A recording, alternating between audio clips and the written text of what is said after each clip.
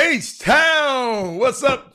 You know what time it is. It's time for the best 120 minutes of your day. The Chop Shop, the nation's #1 urban sports talk show, and also your midday sports happy hour. Yours truly, Robert Hatter, alongside Jim Hicks, coming to you live from Houston, Texas. But we're broadcasting all over the world via Facebook Live and YouTube Live. It's great Monday. There's a lot of stuff I got to share with y'all. We got some ups and downs, and I'll tell you about them in a moment. But first of all, as customary, I want to always shout out my starting five today. And let me look and see who this starting five is. Let me check them out right quick and see who they are today. We got Thaddeus Moody. We have Joseph Baldrige. We have Rick Brown, Derek Johnson, Daryl Anderson. Whoa, they beat all the girls. Okay. Our sixth person of the day is sixth woman of the day. Sixth person of the day is Mindy Collins, and she anchors the women. I was about to say, Mindy, where my girls at? But first of all, y'all, I just want to share something with y'all right quick. Hold on, let me get Jimmy in here right quick. Get him in here. But there's a couple of things I want to share with y'all. Jimmy, come up in the screen just a little bit. They got you. You're down now. You're down like you're riding low. But I want to share with y'all something. This never happened to me and on the Chop Shop and to us, but I want to share with y'all. Lionel Garr passed away last night. One of our favorite members on the Chop Shop, been on the Chop Shop forever.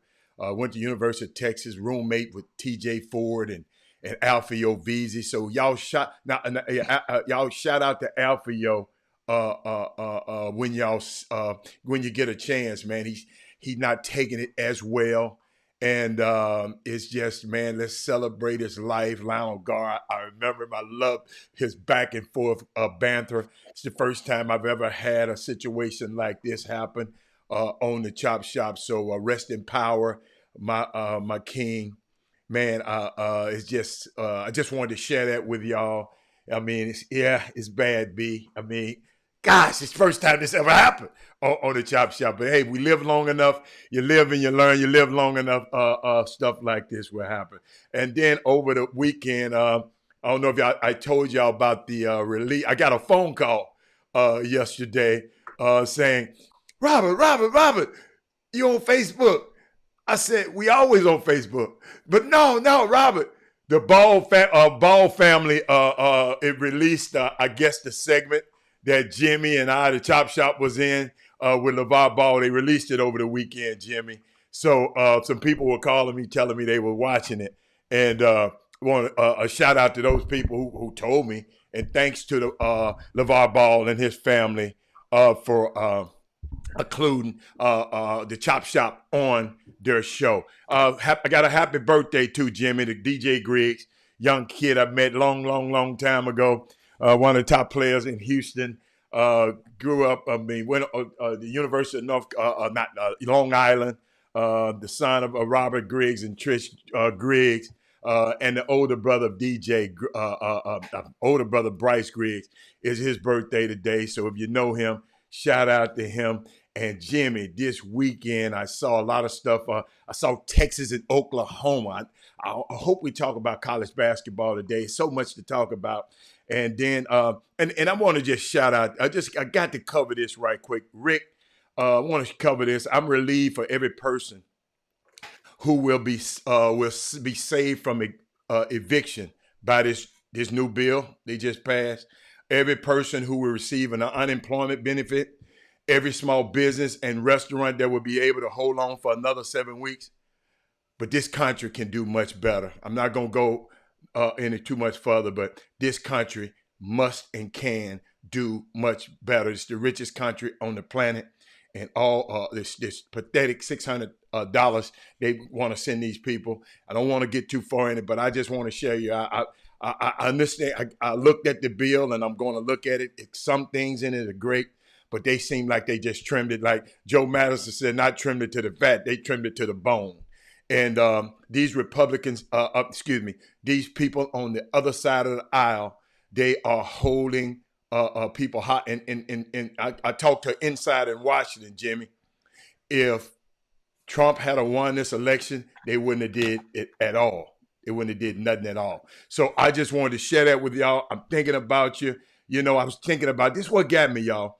I remember that one year Trump deducted $75,000 for his hair expenses, but a $600 check wouldn't even cover 3 days of that. Y'all, we got to understand that. And Jimmy, oh my God. Got another letter. I got to go before we get to going. I can't go a minute further without reading this letter. He didn't tell me to say the name, so I won't say the name until he tell me, but I got to read this letter to y'all. Hope all is well. It came to the Chop Shop mailbox. Hope all is well with you guys. Unfortunately, not so well for myself. I tested positive for COVID, the flu, and pneumonia. I'm a first responder that works for the prison system, so I knew this day would come, just didn't know the date. Wow. I've had diabetes and bronchitis, so to say I'm scared is an understatement. I've had some dark days, some pain, some hallucinations, fevers, headache, and much more.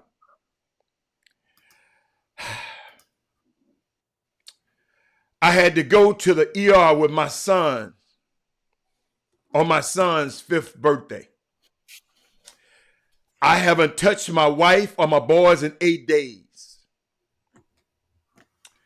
I'm blessed to be back home, still fighting a fight. I have no training to use medical doctors' hope will help. Wow. He said, I have no training on using medical doctors' hope will help.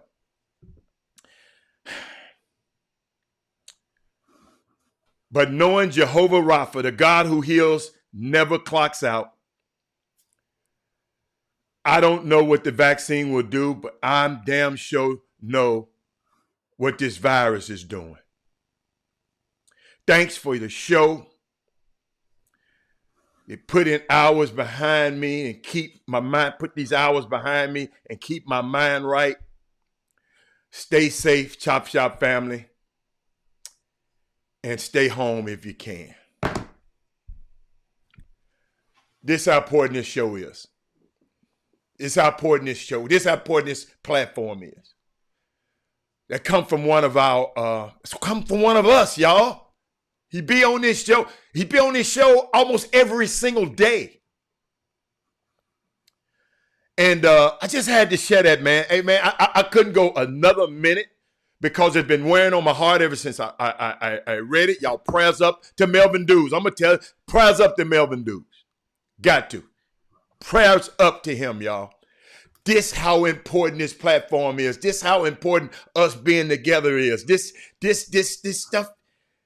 stuff is real, man. So if anybody ever thought I was mad at you, I ain't mad at you no more. I'm telling you that now. And if you was, I don't know, because I don't, I don't go around finding out who's mad at me. But I'm just telling you, man, I ain't got time no more. I ain't got time. If you're mad at me, I know I ain't mad at nobody. Life is great. But let me tell you something. If I offended you, call me. Let's straighten it out. Like Lattimore. My mama used to play this, Jimmy. Lattimore. Let's straighten it out. But well wishes to everybody. Man, let me tell you something. Y'all don't know my prayers and how my family know how I feel about this Chop Shop community. Hey, Crystal. Hey, Ashley, Kim Jackson. And I hope y'all care about Jimmy and I the same way. You don't have to agree with us. But let me tell you something, man. Let me tell you something. It's more to life than just existing from day to day, man. It's more to life. We just got to start living a purposeful life a lot more because we never know. Lionel Gar was just on this show not too long ago. Now he's not. But yeah, Jimmy, what you got going on, man? I had to go there. Baby. I'm sorry. I had to go there. What's up, everybody? What you got, Jim? Well, it's time for a quick break, and then we come right back and get dead off to some sports news and take a lap around the track in this past weekend. A lot of stuff to talk about. College football, NBA, regular season tips off in 48 hours. Also, NFL playoffs it's morphed into reality. Kansas City Chiefs Saints game. What y'all think about that? Last night, Drew Brees returned, and also we dive into some high school basketball, high school sports, and recruiting convo, and may even open up the phone lines for you guys as well on the back nine. But anyway, we go to a quick break, come right back on the Chop Shop. You guys hang right there. And most importantly, share the show right now to your timelines, to your friends, and to your groups. This is the perfect time. Let's set this Monday all the way off right on the Chop Shop. Be right back after these messages.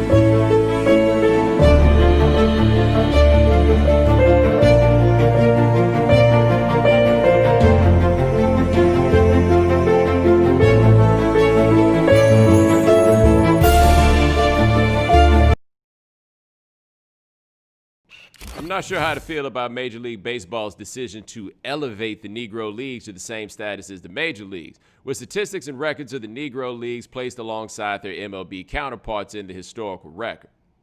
On one hand, it's an acknowledgement that baseball played by black people and with black people because of segregation was never inferior to games played with all white talent. On the other, it's typically arrogant to act as what black folks didn't truly matter until white people said so. I'm not inclined to hammer MLB for this because it does mean well. I'm also not going to hammer Rob Manfred and company because this could help the history of the Negro Leagues remain a mainstream topic in sports. But my colleague Howard Bryan makes a great point. This could easily be MLB attempting to erase the Negro Leagues and everything negative that made them necessary.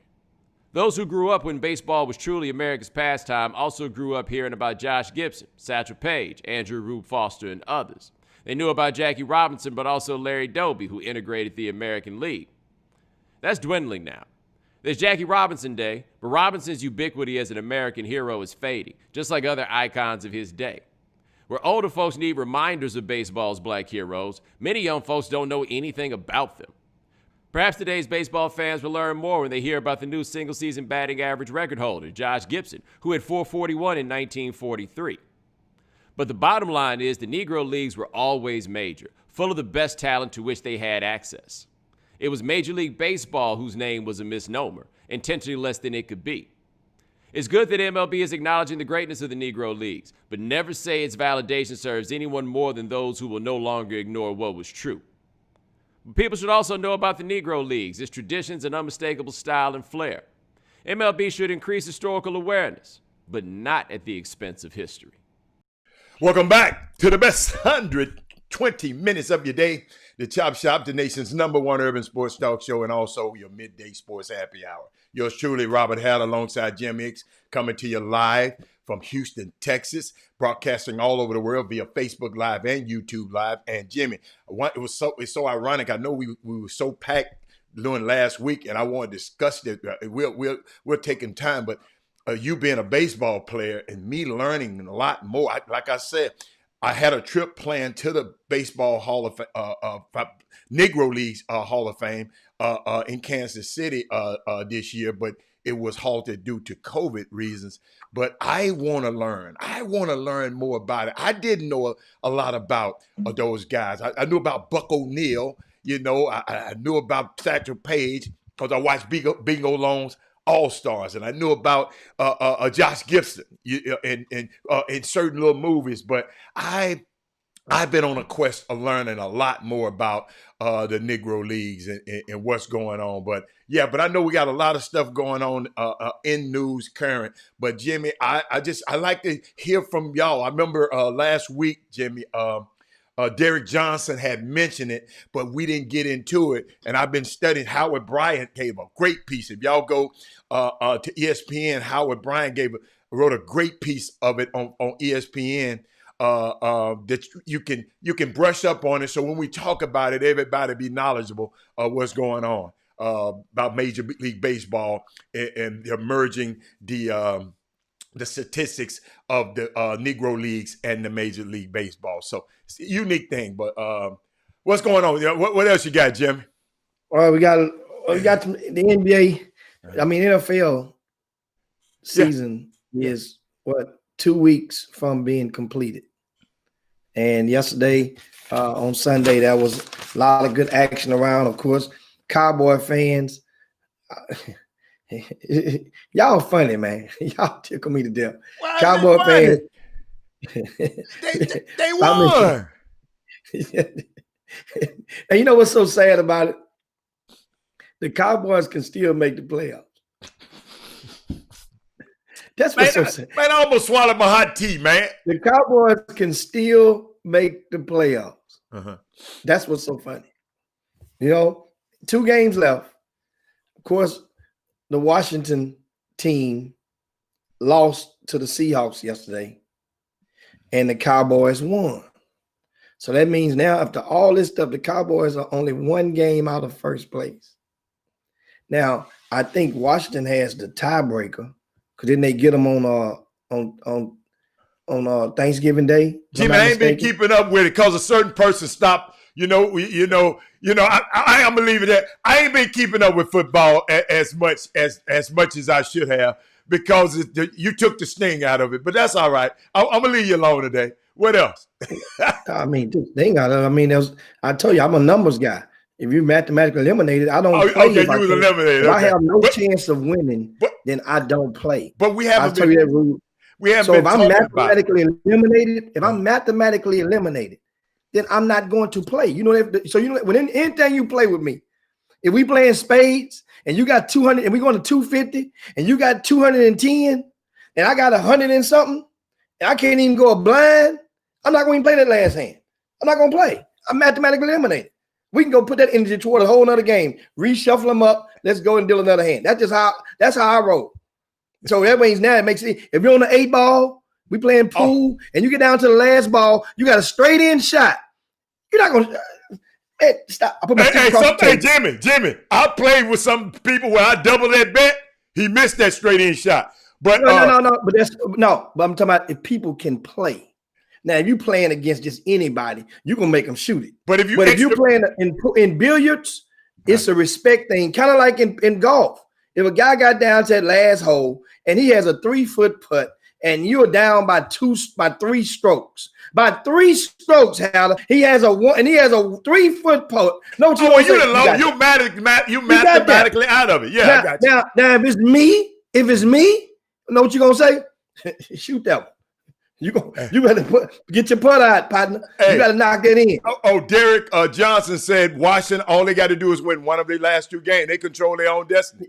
Yes, wow. They have the tiebreaker. Tiebreaker. Wow. And Ashley says she needs me to play so I can sign the paper, the skunk on the spades. No. I mean, I'll sign it for you anyway, Ashley. We don't have to play the last game. I'm not saying I necessarily quit. I'm not playing it. Now, he just want to start a new game, and we couldn't possibly. But Jimmy, you could have said, "Hold up," you could say, "Hatter, you don't want that part of Hatter. You don't want that part of the season. Let's just start a new season." You could have said that. No, you could have. No, you had the option to do that. I didn't want to do it. I'm a winner. I was thinking that was an option. That wouldn't have gave me no W in that half season. So I backed out. It's like I'm saying, if we playing dominoes, and when I play, you playing dominoes, 75 under 75 is skunk in dominoes. If you go into 150, I've never played. I've never played a game of dominoes in my entire life. Well, trust me, I've played dominoes with milk cartons before, so I've been playing dominoes. I've never played a game.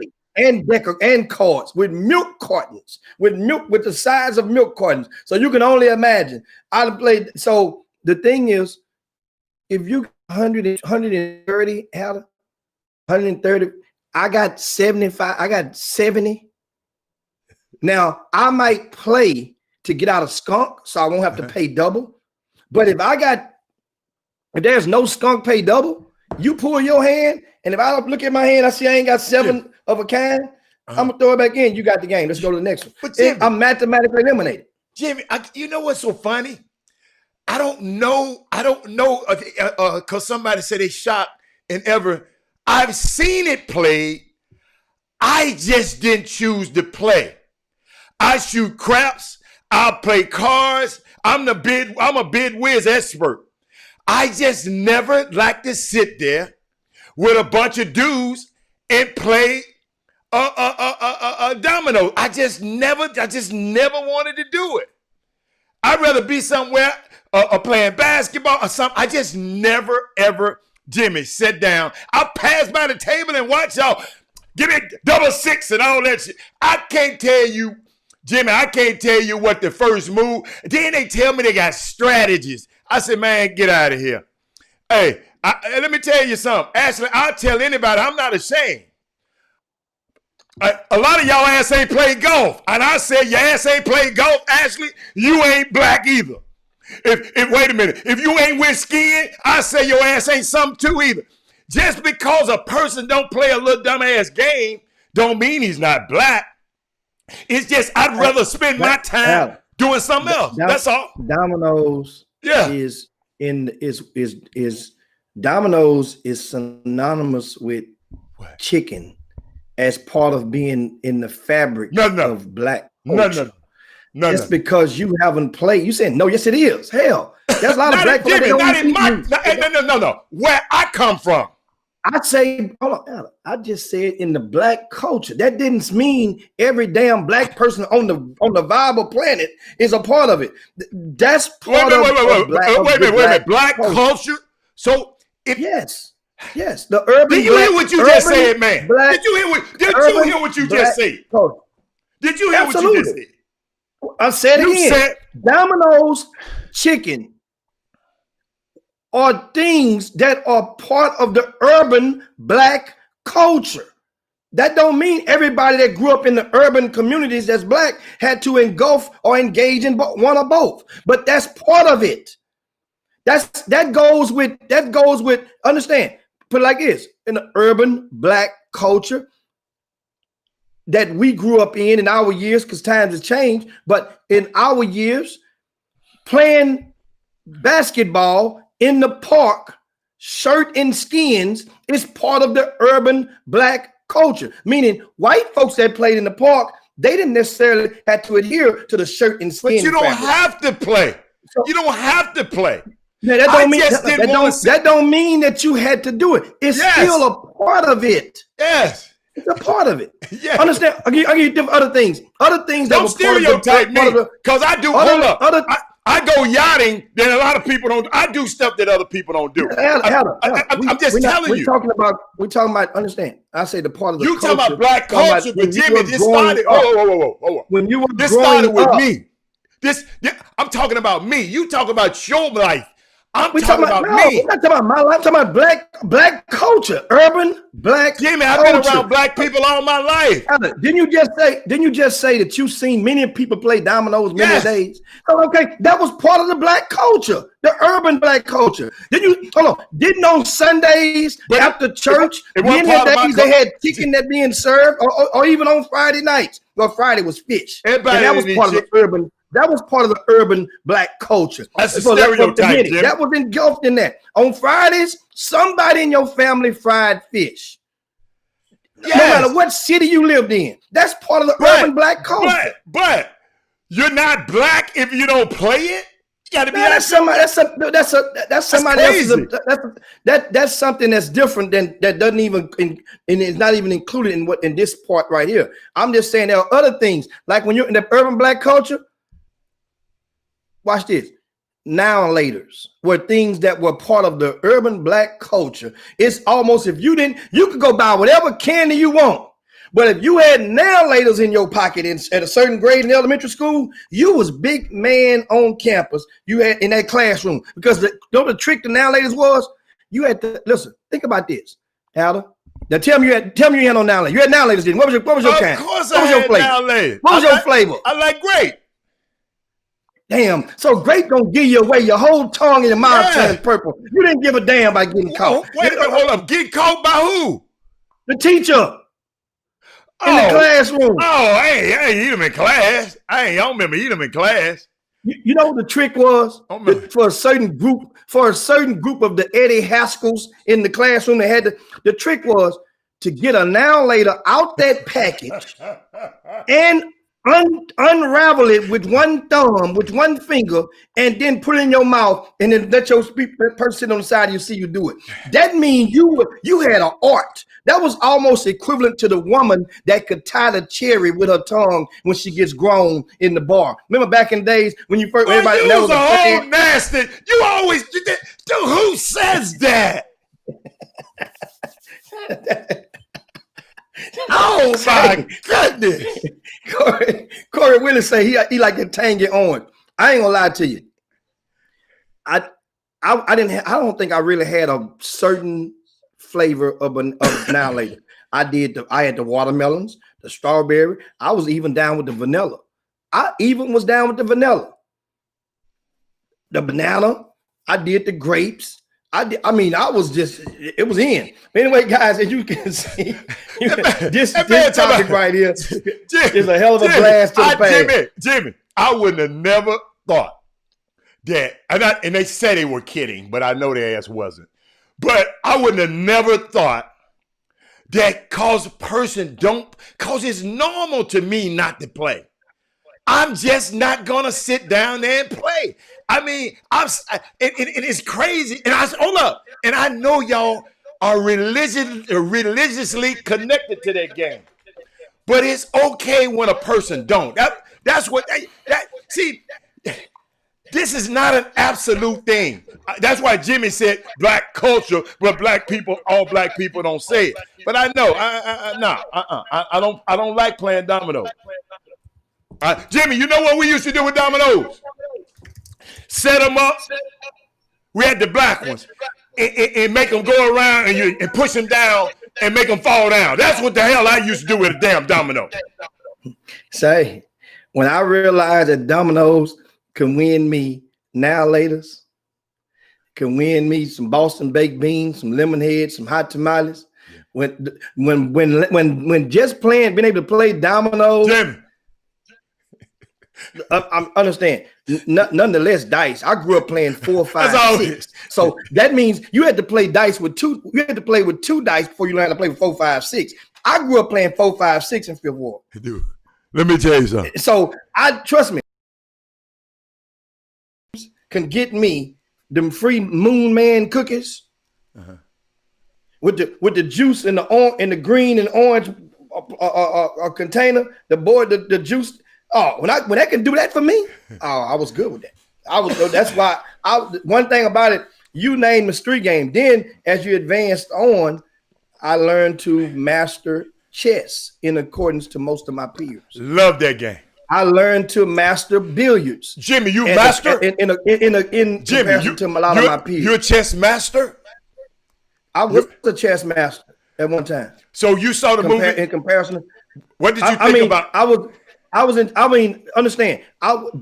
Understand, a chess master, not by the accordance of the World Chess Federation, the Bobby Fischer, No. like that. I was a guy. I was a guy that can have 2 or 3 games going on at the same time. I was about to ask you something. Guys, and we kick all 3 of their asses. I was about to ask you. That's how good I was. Did you see the movie The Queen's Gambit? I don't remember seeing that or not. Oh my God. You saying that, Jimmy, she played a whole class. One little young girl, 12 years old, played a whole high school class and whooped all of them. Great movie if you're a chess. It's called The Queen's Gambit. Unbelievable movie. and it'd be unbelievable, guys. Of course, getting back. How did we get on football, that? Cowboys, shout out to you guys. You're winning. And you're 5-9 in the season, but still you need some help because you need the Washington football team to lose. And guess who Washington plays next week? Who? They're at home against relatively one of the worst teams in football, a team that has no incentive, little incentive to win. That's the Carolina Panthers. That's who Washington plays. Carolina gonna beat them. They have little incentive to win.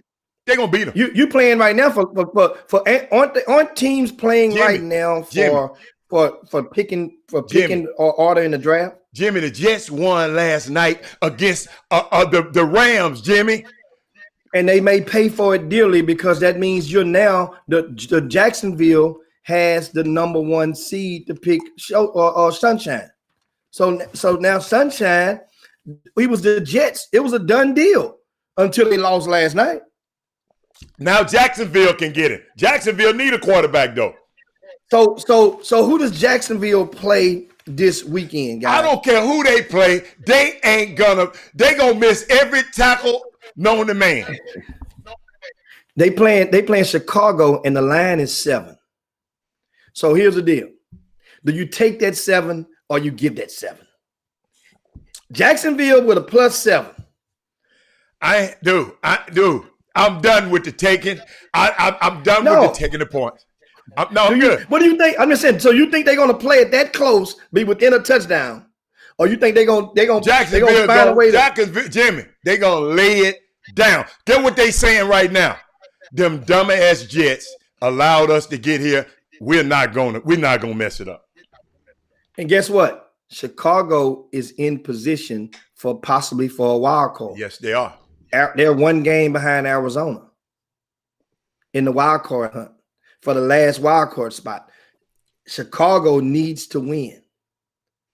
So that's an intriguing game. That's a gambler's delight. How about this? Chicago needs to win. Jacksonville needs to lose. How about that? And no matter what, there's going to be a quarterback a couple of quarterbacks that's going to be a starter capability. And one, I think you guys would Walt Yates was speaking of earlier, and that is Philadelphia. So Carson Wentz is going to be obviously with channel views, with Houston, Jalen Hurts, willing himself back and the team to that win, to a comeback win yesterday over Arizona.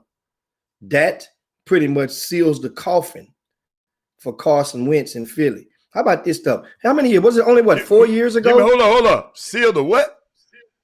Seal the fate. That man Jimmy, that man gonna cost almost 40 to 50 million against the cap next year. They got to keep him. No, you can trade him.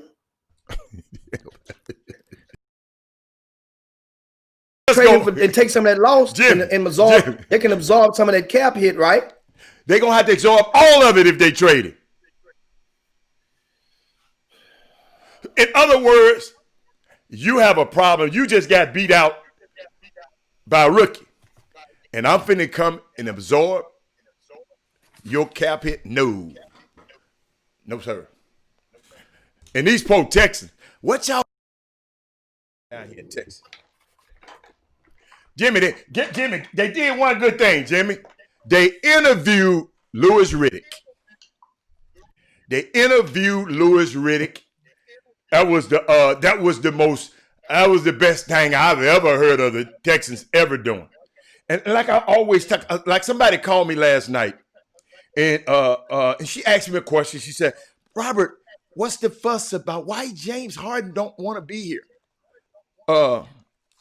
More mature lady, and I said, "It ain't that he don't want to be." He said to me, "I just tell you, I just gave her the history. Let me tell you something. If you go look at all winning organizations, they're gonna have a combination of things. They're gonna have a great owner, great GM, and a great coach. I'm talking about to be a championship team. And if you notice, a lot of these people are perennial losers. All you got to do is go look at those three things. And in the NFL, you have to have a great quarterback, and you have to have four in the NFL. And what I'm seeing in a lot of these, like the Texans, they don't have a coach, they don't have a GM. We already know about the ownership, but they got the quarterback right. But you got to get those other three things right. And so that's what we have to do, man. When y'all looking at these games, like Pittsburgh, just go look at the leadership at Pittsburgh. What's the team? Kansas City was perennial losers. Guess what they did? They went what? Got Andy Reid. They already had a pretty good leader, changed leaderships in the GM. I think the owner's the same. The Hunt family is the same. But guess what they did? They went and got the quarterback right. So in these things, Jimmy, I'm just watching these things. We got, the people in Houston and the people in Dallas. Look at Dallas. Perfect example, Jimmy. The ownership. I'm just going to ownership. Go by my formula. Ownership. The owner happened to be the GM and the coach and everything. And they don't have the quarterback right because they didn't do right by the quarterback they have. So that's why these guys will be perennial losers. But I know you had something else to talk about. But I just wanted to, because somebody asked me about that yesterday, and I had to explain to them. You got in this league, man, you got to have a combination of at least three of those things to be a championship team. What else you got, Jim? I mean, speaking of course, the Texans. It's one thing that I looked at yesterday, the Jets. Mm-hmm. And I don't know if you've had the fortunate, yes, or yet unfortunate experience of meeting a diehard Jets fan. Oh, which there are dozens, hundreds, thousands planted systemically all over the United States of the world. Good. You follow me? The Jets fans, they still proudly wear their stuff on game day. Yeah. That still don't mean Jets it's not fans, Jimmy. Fan, you got to remember, fan is the root word for fanatic. Fans go shit. They don't care how inept your upper management is. They fan just gonna be a fan. Then you just said it. You said it, man. This Blue Magic, people just fans of high school basketball. Hold up, y'all. Please, y'all got to help me with a mailbag a little bit later. But a little bit later. Yeah, a little bit later. But the reason I brought the Jets up, they won one game. Yes. All year. That was their first win of the season. Mm-hmm. They beat the Rams. Mm-hmm. Jets fans every year. Remember we talking about when we compare them to they're happy with just being competitive. Of course. They're happy with just making a roster change. That's what I'm telling you about expectations on certain programs. The Jets fans at the end of the year will be more Well, well, now they not. They probably won't get sunshine. They probably still be pissed, but they'll still be more dedicated than the Texan fan will. Jimmy, they Texas fans are used to it. Jimmy, they not too concerned about. They love this Sam Donald dude. They love this Sam Donald dude.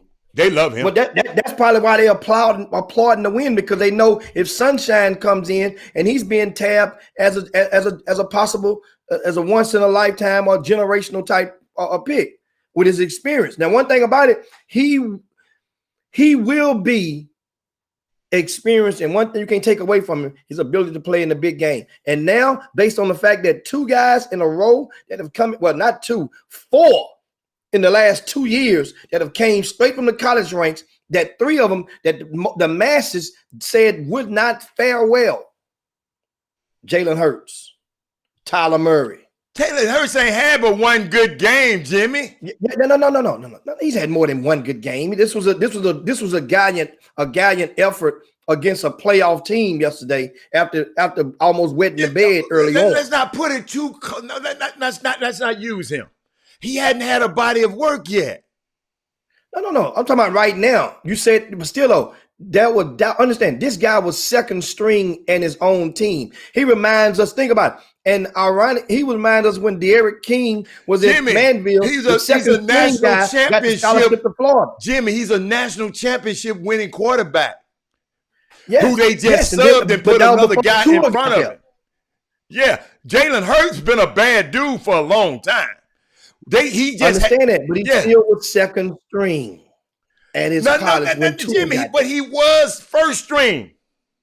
Yeah, before Tua got there. Well, when Tua got there in that first season as a freshman, Jimmy, Jalen Hurts was his backup at first. Got in the game after halftime of the championship game, and the rest is history regarding his career. But I would never call him a backup. I would never. He wasn't a backup really.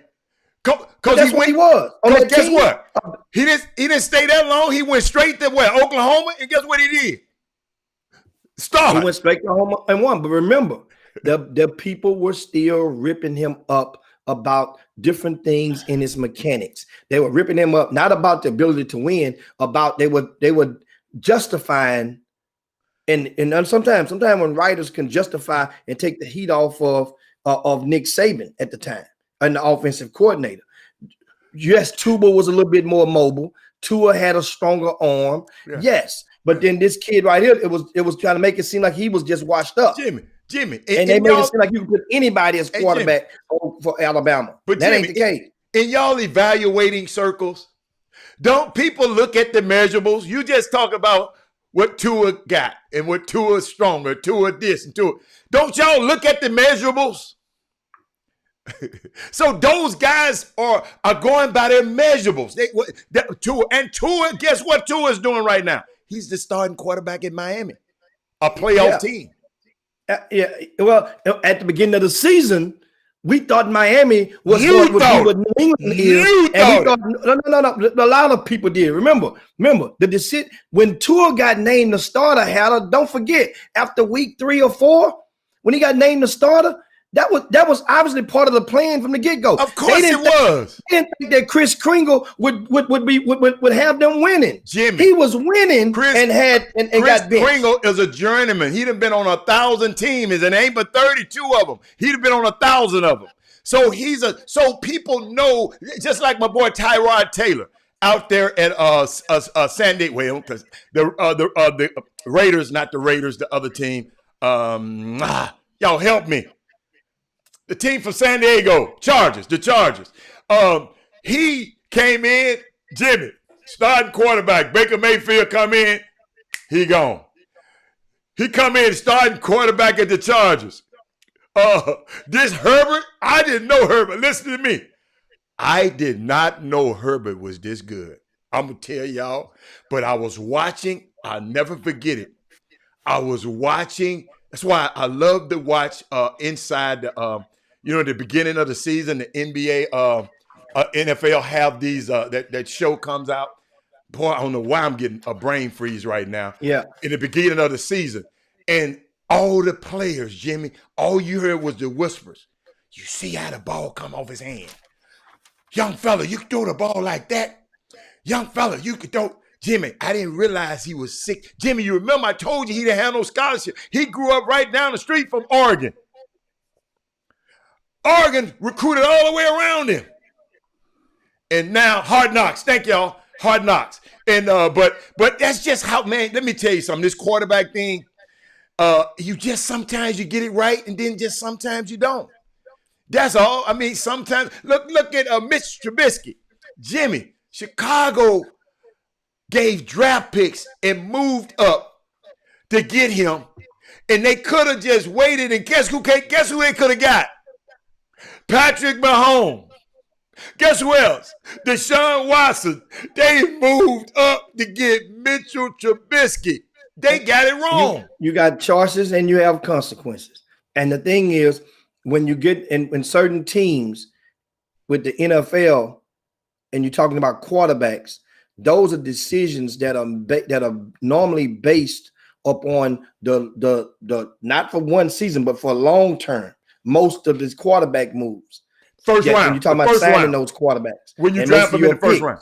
Mm-hmm. Most of your picks, especially in the early first round picks. So that means choices and consequence.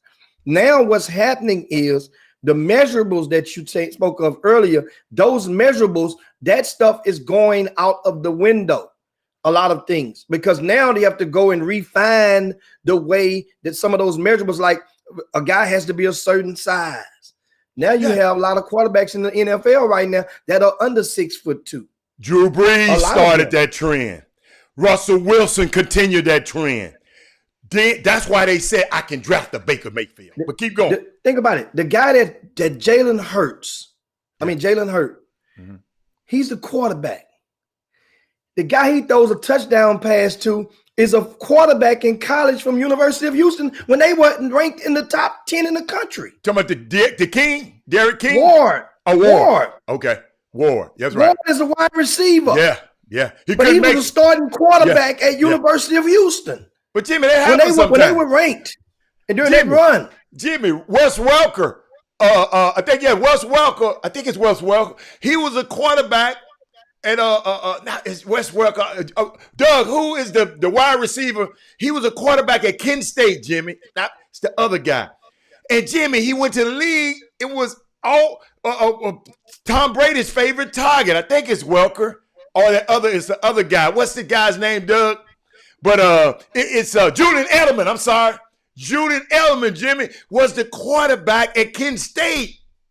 He said, I can't be no quarterback in this league.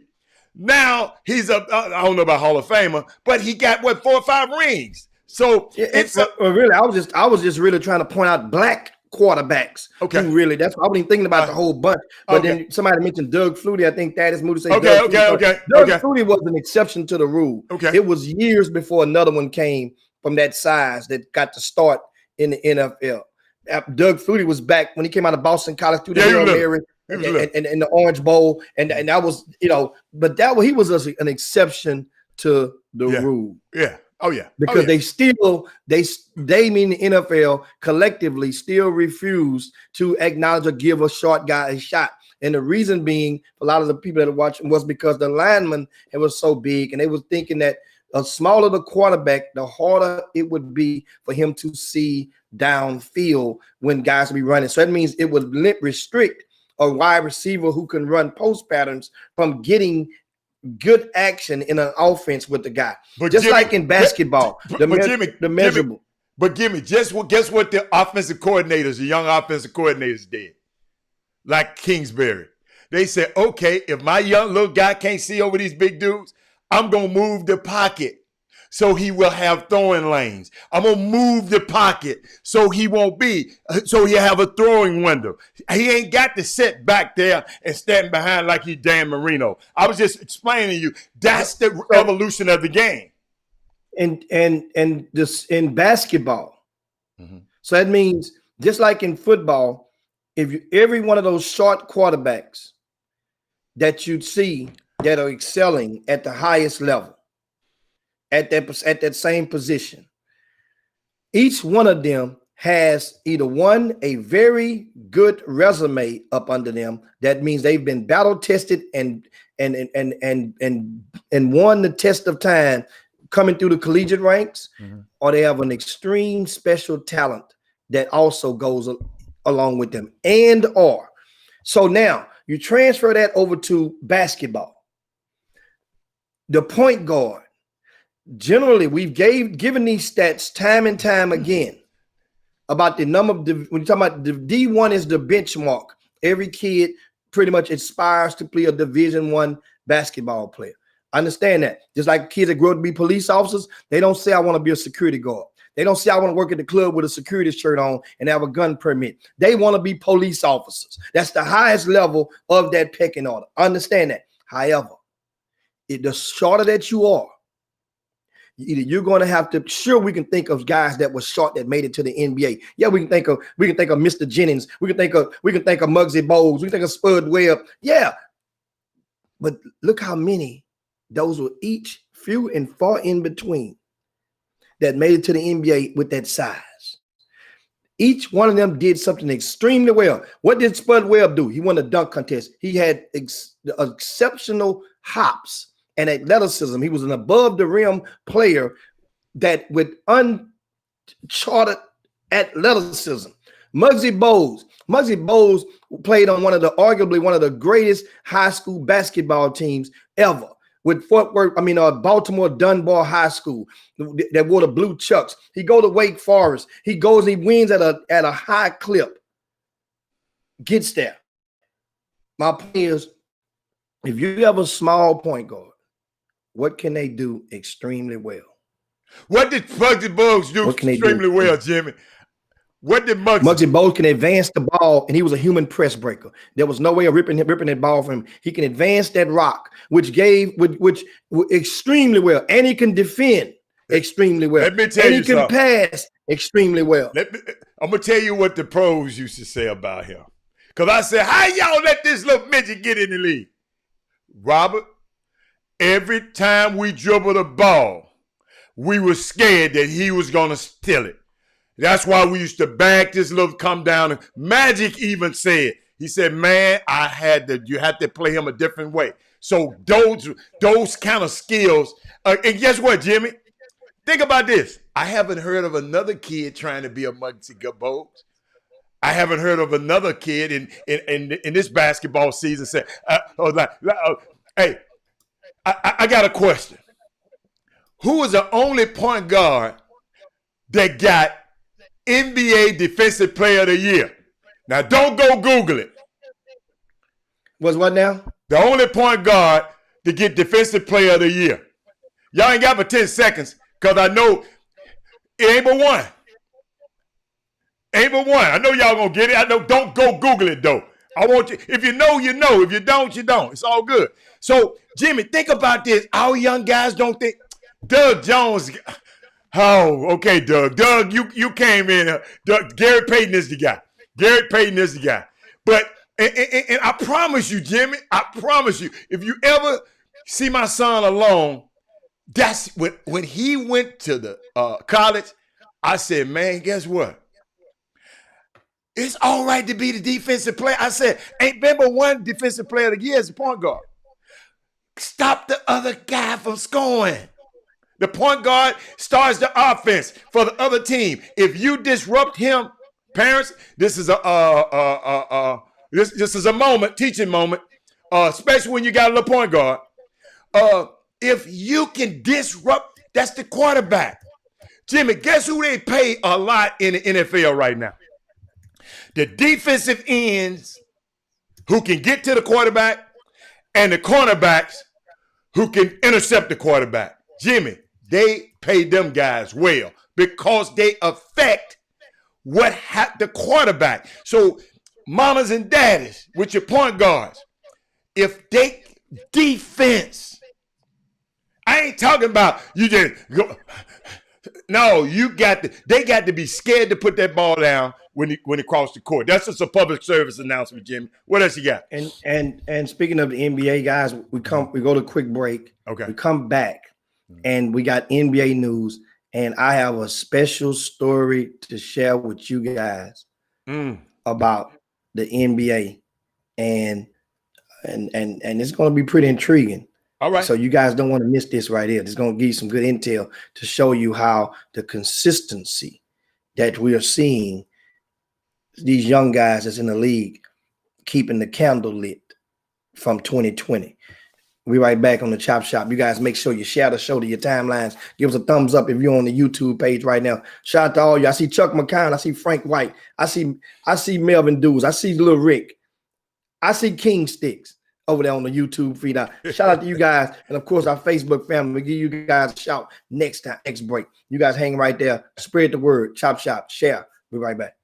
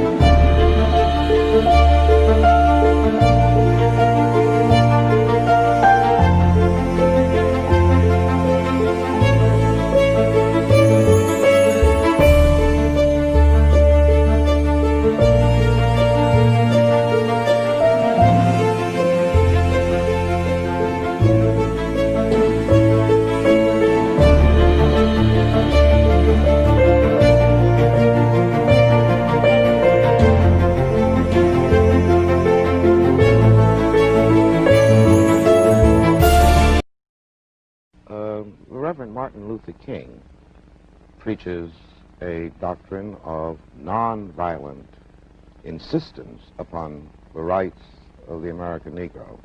What is your attitude toward this philosophy? The white man pays Reverend Martin Luther King, subsidizes Reverend Martin Luther King, so that Reverend Martin Luther King can continue to teach the Negroes to be defenseless. That's what you mean by nonviolent. Be defenseless. Be defenseless in the face of one of the most cruel beasts that has ever taken the people into captivity. That's this American white man.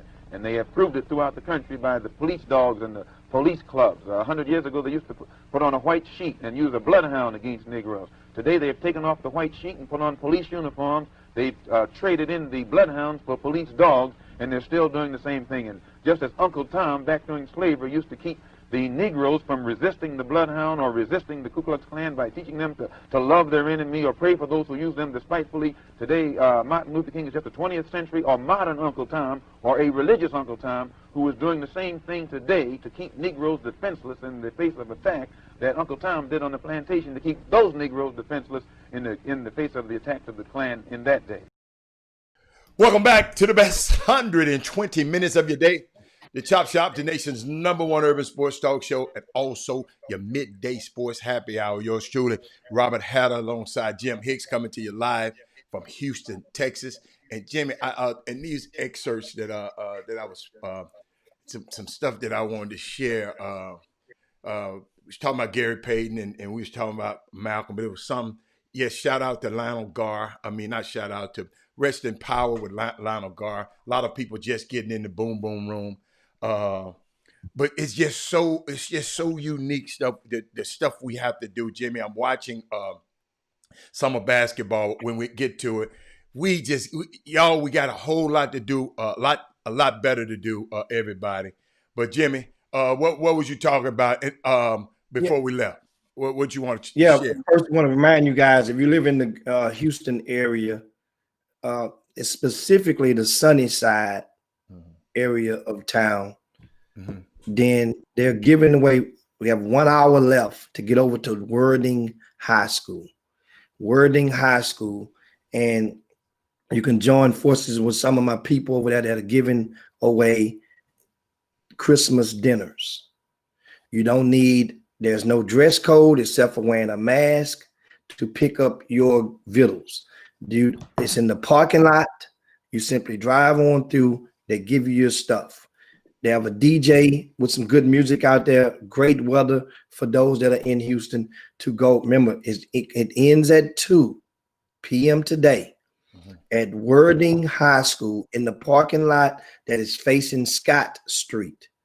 And a lot of the things that they understand, I'm going to read you a menu of the things that, of the items that's in the bags: whole turkeys, whole hams, 10-pound bag of chicken leg quarters, 2 cans of green beans, 2 cans of corn, of corn, candied yams, the cans of yams, and 1 box of the stuffing, which you have to make yourself. So this stuff, can help with the holiday preparation for a lot of families. So especially if you know about that area, there's an apartment complex right behind Wording High School. If you know somebody live over there, get the word over to their family, to one of those families in those apartments. And I'm gonna tell you something about them apartments like that. It don't take much. They must got some cans with some strings to the wall. They gonna tell everybody in there before when they come out the door, they all gonna shoot straight across the street. Woodson Middle School, Wording High School. If you know anybody that teaches over there, reach out to them so that they can spread the word. The 2 o'clock today, they can go and get some free groceries for their families. And Jimmy, that's all the order given back. Jimmy, I had a concierge scheduling moment this weekend. One of our viewers texted me and said, Hatter, I need the number to concierge servicing, scheduling. I'm sorry, concierge schedule. And guess what? She got taken care of. And Crystal, if you're still there, she said they took care of. Michael took care of her this weekend, Jimmy. That's what I mean. I wasn't playing with y'all.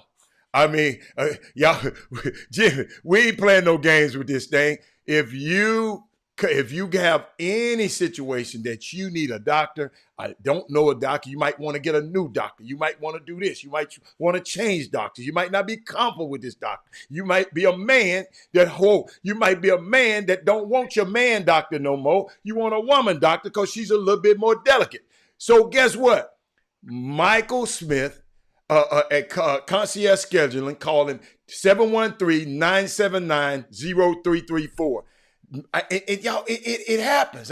Gosh, it's unbelievable. I just love being associated with situations like that. When Miss Wicks called me, I sent her the number quickly, and the next thing you know, her and Mike, they would whatever they took care of it. So, but I just wanted to share that with y'all. This stuff works.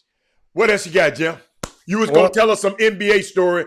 I think you're gonna talk about the Drew Holiday thing. But is that the situation you're talking about, or you got something else? No, it's not. That's not the situation. Okay. Talking about with Drew Holiday, and we give a shout out to him for and his efforts for donating his whole salary. You know, the remaining portion of his salary to I think small Black businesses and Black initiatives. So now, how about this? Remember that, of course, it's come to attention over the weekend, made news, and that is what's his name? Tom Gores from the Detroit Pistons. He's under fire, and many activists are asking for him to step down as owner because it's been founded, and they took out one full page ad in one of the New York newspapers, either the Post or the Times, over the weekend. A full page ad they took out addressing to every other NBA owner in the league, addressed to, and to all of them, to basically it says, if Black Lives Matter, what are you doing about Detroit Pistons owner Tom Gores? And it lists every owner in that full page. New York, you understand, guys? The New York Times, New York Post is one of those two. It's the New York Times. I've confirmed in yesterday's paper. That's the most read periodical, aside from the USA Today, in the world. In the United States, because I think the Chinese newspaper supersedes everything else as far as the world. But anyway, here's the deal. Why did they have him in there? Well, come to the owner of the Detroit Pistons, who just had Chocolate City. He hired a black GM. He got a black head coach. The team's predominantly black. All this black love going on through. That's what I tell you. Just because they hire black don't mean they really down. And guess what he's making? How long he to own the team? How long he's been owner of the team? That's key too. Tom? Yeah. What year did he buy the team in? I don't know. I'm asking. Because I haven't. What year did he buy the team in? I don't know. I'm asking you. Understand? Yeah. He's only been into the big money for the last 2 decades. This wasn't one of those guys that was grandfathered in back in yesteryear, back when the Pistons had Bad Boy. This wasn't his Pistons back then. This was one. I know he's in the private equity, one of his companies in California. Now, one of the companies they own is the company that is a company that is one of the largest owners of the telephone systems in the jailhouses in the United States of America. They serve approximately 1.2 million people use this particular service. If you ever had somebody that's been locked up, you know what I'm talking about, how much those collect calls are. As much as $25 for 15 minutes of conversation. Now, this company that they own is called Securus. Securus. You can Google it. So Securus is the company that has the phone communication service. And I got a question. Only one, but they're Jimmy, one of the largest. I got a question. Should the phone be free? Should it be free? No, it's not necessarily free because because we make it free, Hatter, on that side of the wall, that would be deaths every day with the telephone. So somebody got the benefit from it, right? Somebody got to have the company to put it in. So what's Tom doing? Tell me what Tom doing. That's so wrong. Tom is he's the owner of the company. I understand. Jimmy, you just said it's a problem with Tom. The problem is the price is too high. You just said they can't do it free. I'm just asking. Well, understand this. I'm trying to figure it out.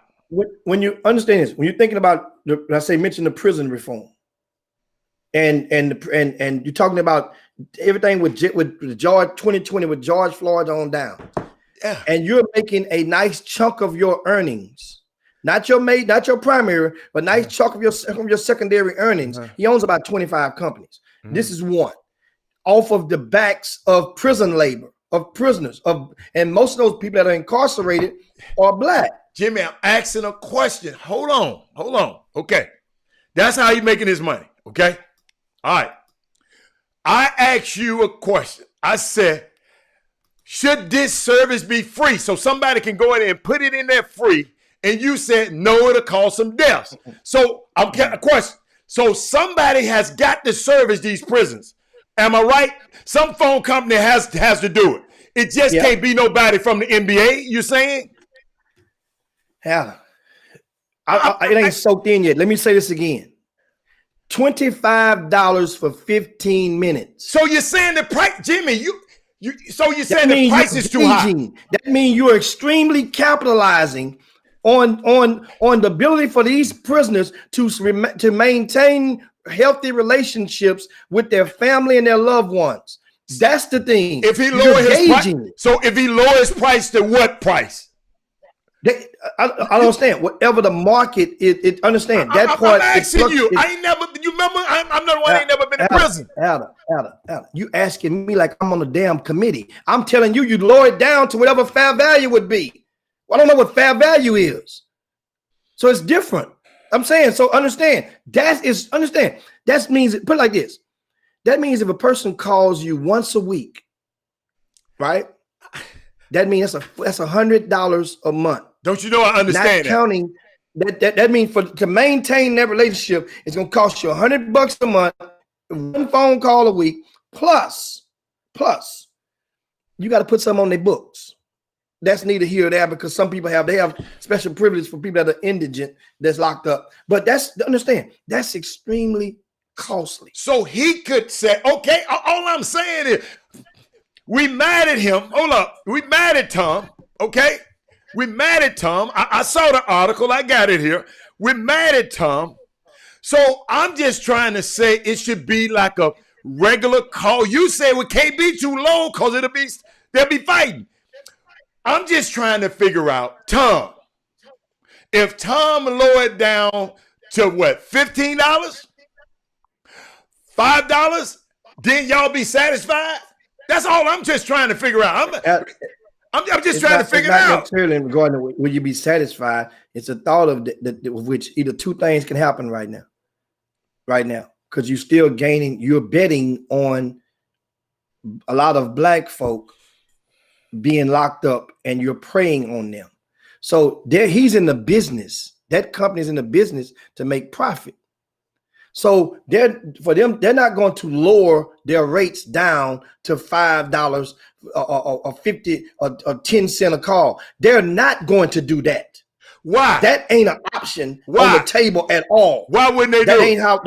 That ain't how corporate America So plays. it's a business, right? So Jimmy, that means you have a choice. What they're asking is a choice for you to either sell your shares in your ownership stake in that company, or remove yourself from ownership because of the Black Lives Matter movement or some of their initiatives that you are co-signing. Remember, the NBA pledged to $300 million. That not necessarily include the owner of the Detroit Pistons. The NBA, the owner, the entity within itself, $300 million.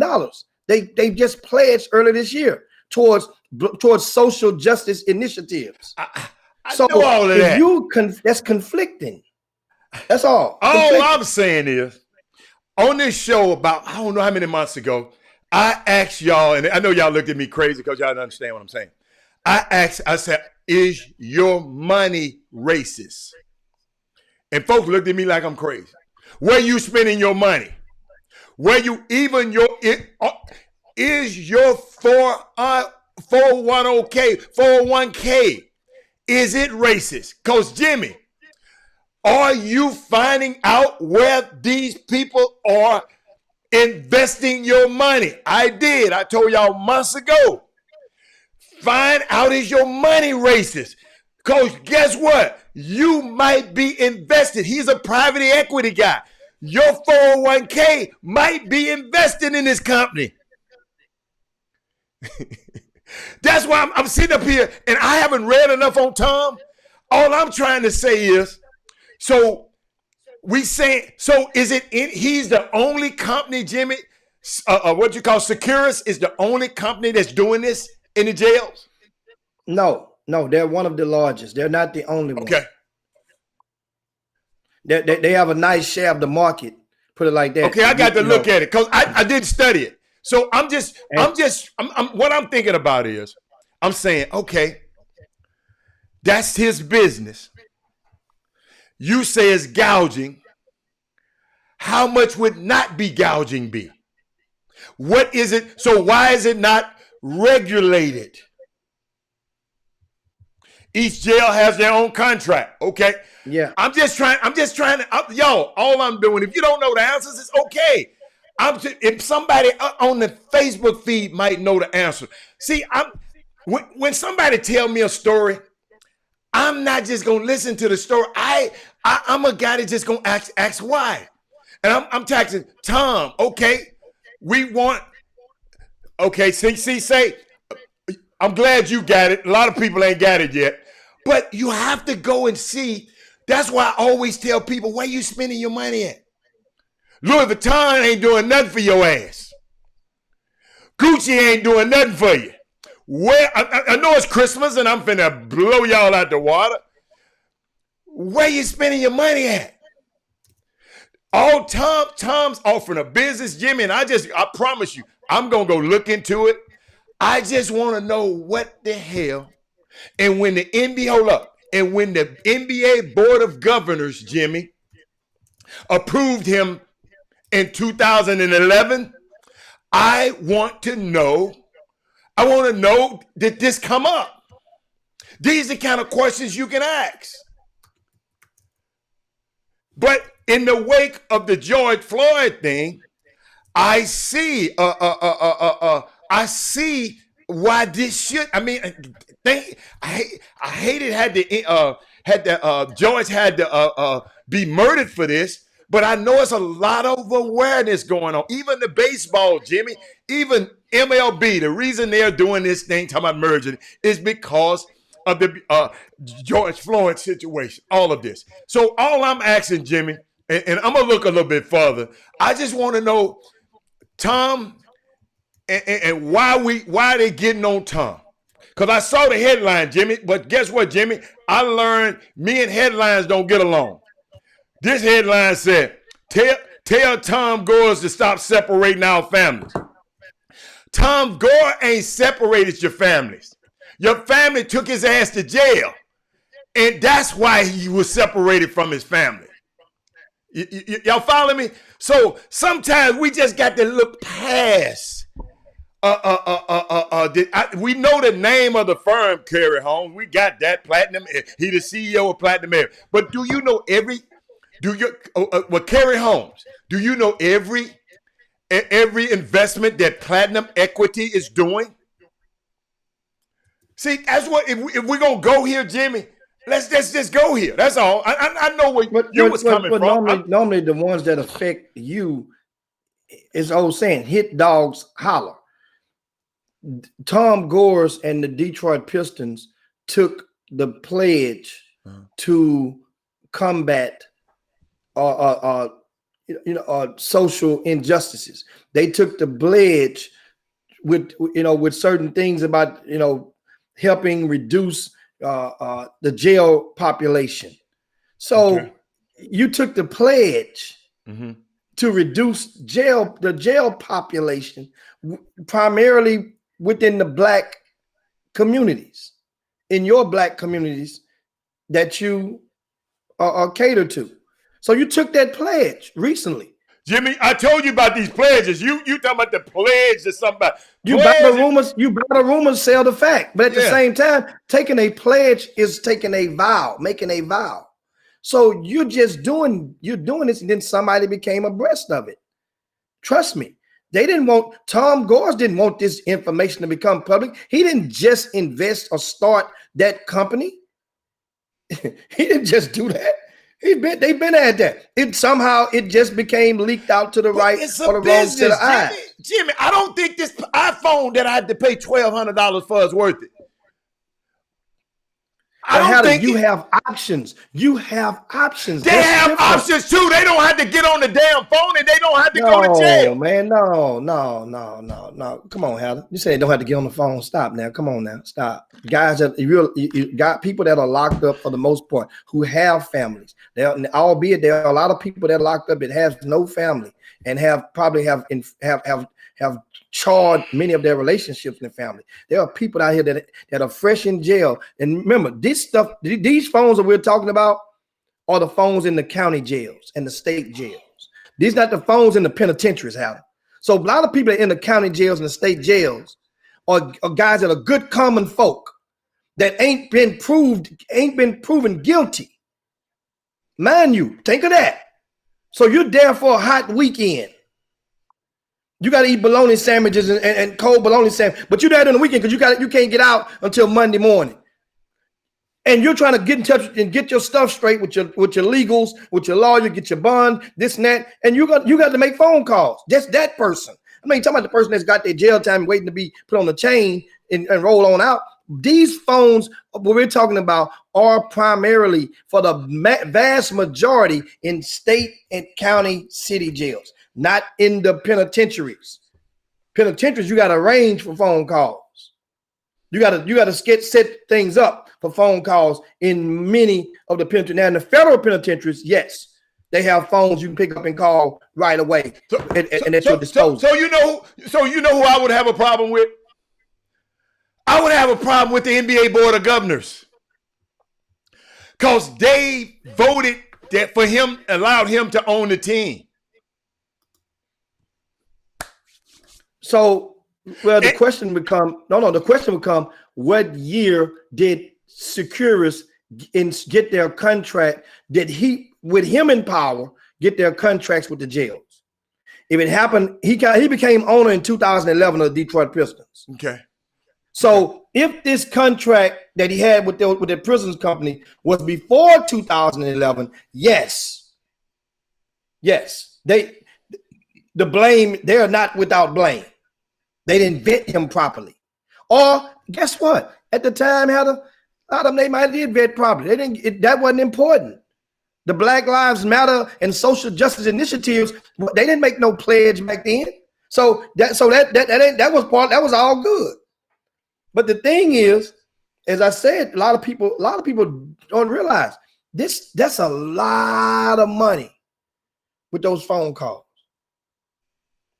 A lot of money. Man, I can't wait to read this whole story. I just hate I wasn't prepared. I just can't wait. All I'm saying is I understand Jimmy is a businessman. I understand that. Somebody got to service him. The prisons, because the prisons need phones. Where the phones, somebody had to put them in there. So somebody had to have an infrastructure or a business to put them in there. Or, no. Because if they weren't in there, then you couldn't reach the people at all. Let me repeat that. Because if the phones were not in there. Now, I just read a little thing where he was giving kickbacks.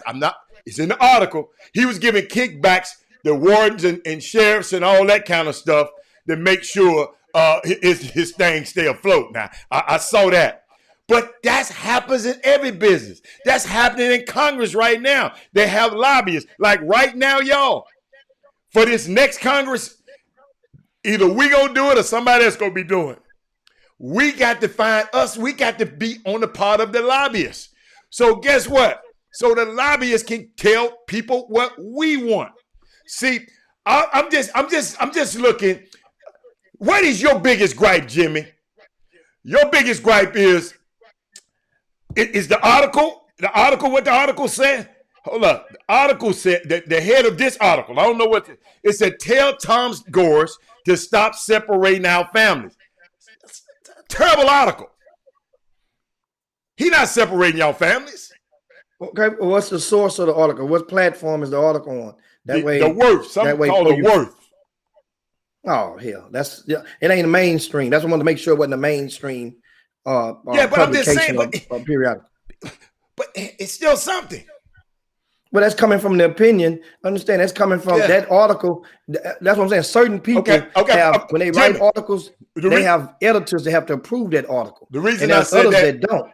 The reason I said that, the other day, I saw a headline that says, former gang member wins Teacher of the Year in Missouri. That was the headline. Former gang member. They didn't say nothing about They think that author of that article, that headline, let's play the game. Do you think that the author is white or black? I know what he is. You ain't got to tell me. So you could tell sometimes for or against. That's more appropriate. That's actually more fair. You think the author is for or against by reading the headline sometimes. You can tell before you even read it. See, for or against. Jimmy, all I'm saying, I'm looking at Tom. I don't know. Where did you get what was the heading of your article? That was in the New York Times. What was the heading? What was the heading? In the New York Times. What did they say? You had to go back. My bad. I thought you had. My bad. I have to go back in the New York Times. I have to go back. Y'all, I'm trying to watch. And then, Jimmy, we get the admission, Jimmy. Since we there, We gonna get to everything, y'all. But since we there, I saw something, Jimmy. Hold up, man. I ain't never seen this happen. Hold up. I'm trying to. Boy, it's a lot of stuff going on, y'all.